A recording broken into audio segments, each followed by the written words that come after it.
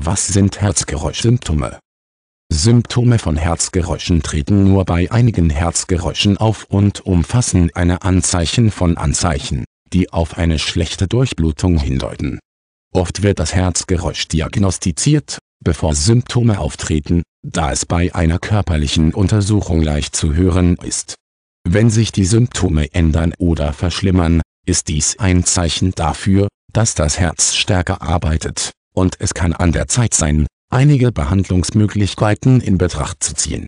Ein Kardiologe betreut einen Patienten mit Herzgeräusch. Herzgeräusche sind Veränderungen im Herzton, die durch die Art und Weise verursacht werden, wie sich das Blut durch die Herzklappen bewegt.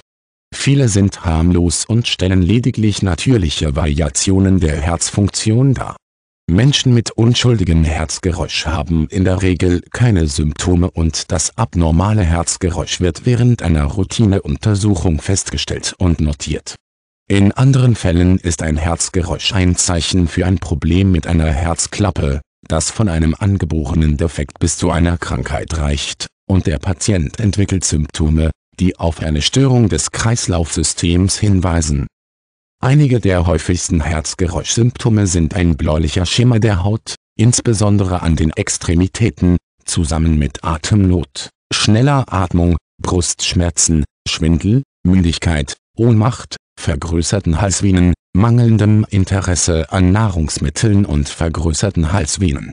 Diese Herzgeräuschsymptome stehen im Zusammenhang mit dem Kampf des Herzens um eine effektive Durchblutung.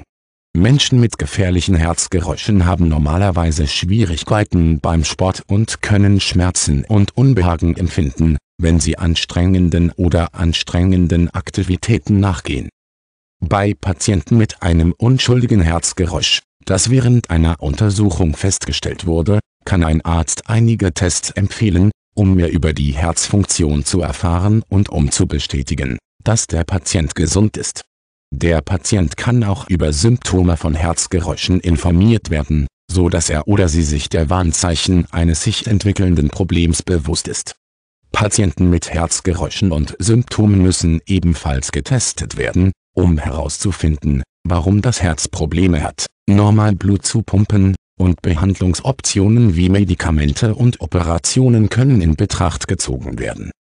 Während es beängstigend sein kann, eine Diagnose eines Herzgeräuschs zu erhalten, ist es wichtig zu wissen, dass viele Menschen ein gesundes, aktives Leben mit Geräuschen führen und sich dessen manchmal gar nicht bewusst sind. Ein Kardiologe kann konsultiert werden, um mehr über ein bestimmtes Murmeln zu erfahren und Ratschläge und Empfehlungen zu geben, die dem Patienten helfen, gesund zu bleiben. Patienten können es auch hilfreich finden, mit anderen Menschen mit Murmeln zu sprechen, um mehr über das Leben mit einem Herzgeräusch und den Umgang mit Herzgeräuschsymptomen zu erfahren.